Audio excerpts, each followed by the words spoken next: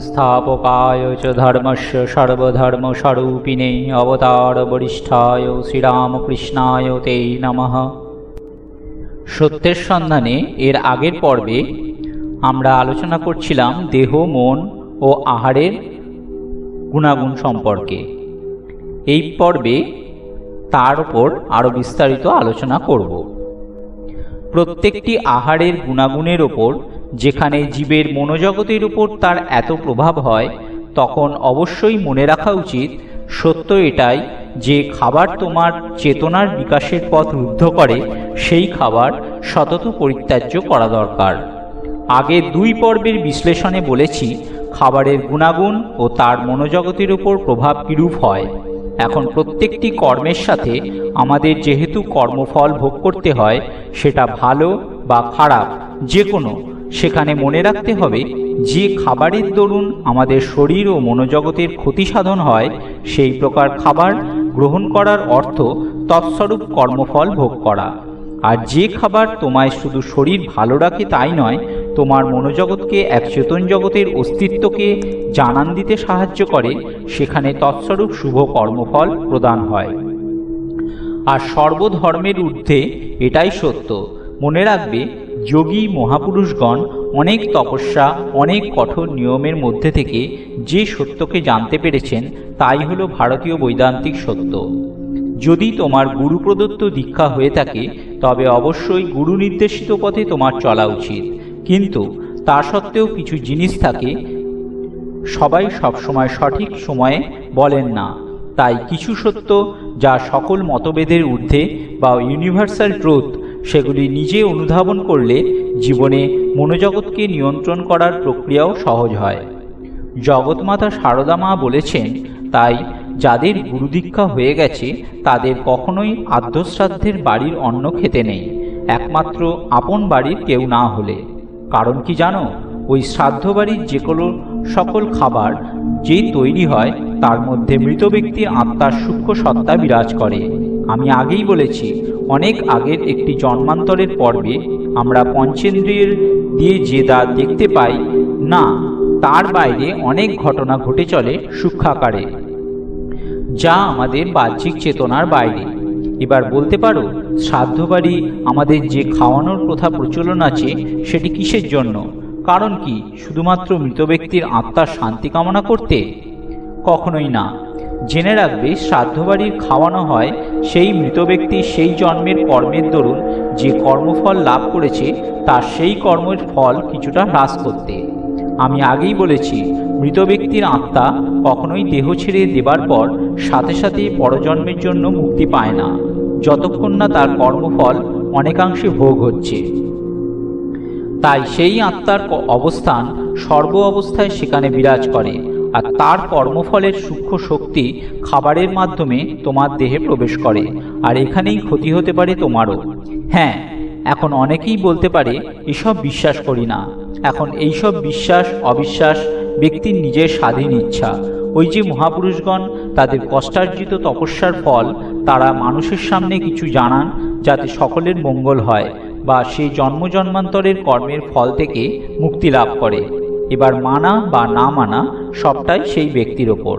এখন তাহলে নিশ্চিতভাবে আমরা বলতে পারি যে আহার গ্রহণ করলে আমাদের ধ্যান বা চিন্তা করার শক্তি বৃদ্ধি পায়, সেই আহার অবশ্যই ভোজন করা উচিত।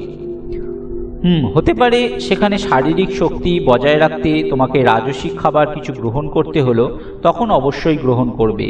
কিন্তু মনে রাখবে, যাই গ্রহণ করবে তার পরিণাম বা পরিমাণ বুঝে।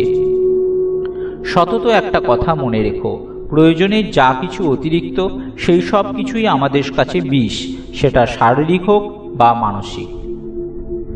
এবার আমরা আলোচনা করব মন ও পঞ্চকোষ নিয়ে, তার বিচার। আমাদের দেহ ও মনকে যদি আলাদা আলাদাভাবে বিচার করি, তাহলে বাহ্যিকভাবে এদের আলাদা করা অসম্ভব। যেমন পঞ্চেন্দ্রিয় দেহের এক একটি অংশ, ঠিক মনও তাই। এখন যেহেতু এই মনের সাথেই সকল চিন্তার সংযুক্তি, তাই সেখানে আমাদের মনের এক কোণে সেই ব্রহ্মচিন্তাও আসে। আবার ব্রহ্ম কি তুমি কি বলতে পারবে? কখনোই নয়। ঠাকুর শ্রী রামকৃষ্ণদেব বলেছেন, ব্রহ্মকে মুখে ব্যক্ত করা যায় না, সাধনার অন্তিমে মানবসত্তা ব্রহ্মসত্তার মাঝে লীন হয়ে যায়। এখন আমাদের সমস্ত ভাবনা জগৎকেন্দ্রিক, আমাদের দেহ, মন ইত্যাদিতেই তা সীমাবদ্ধ।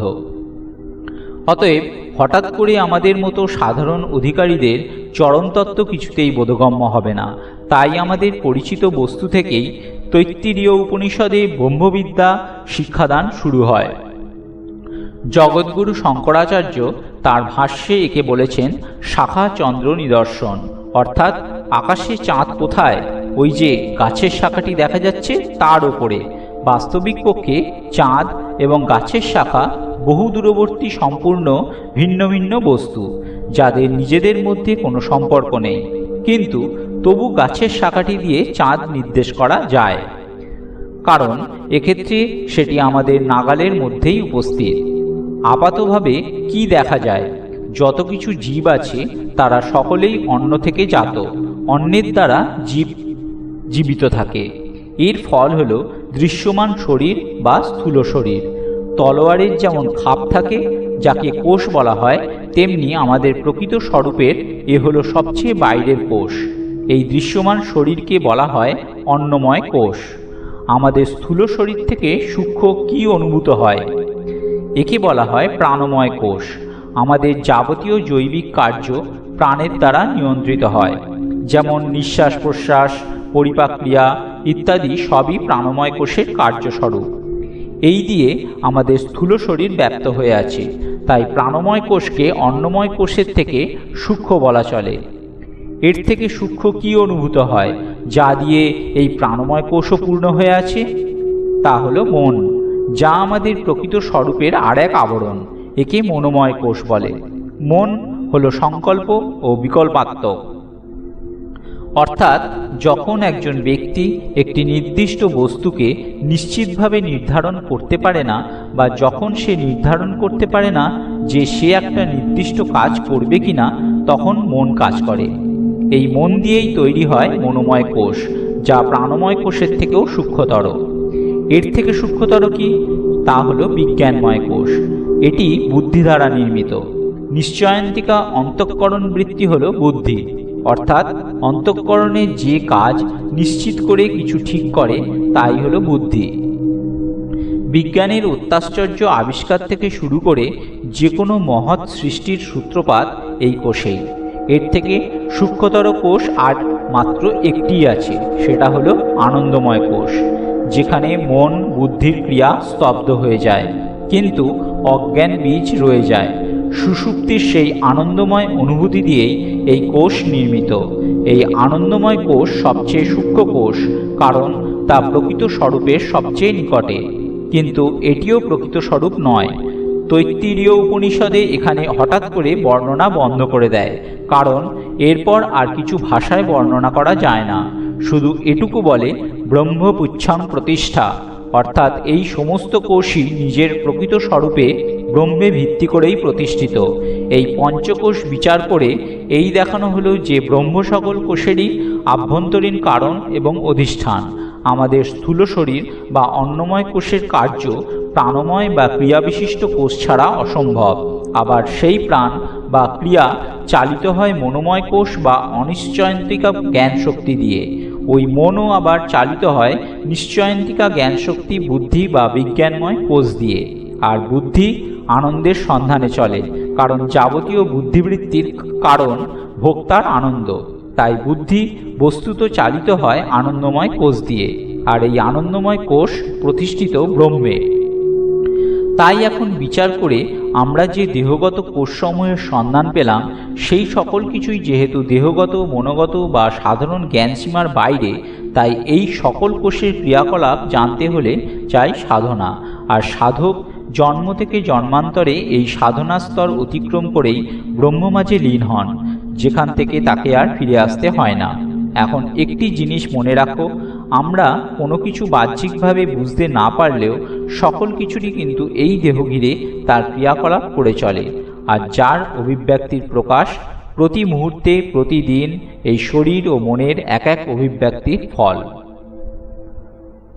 ॐ स्थापकाय च धर्मस्य सर्वधर्मस्वरूपिणे अवतारवरिष्ठाय श्रीरामकृष्णाय ते नमः।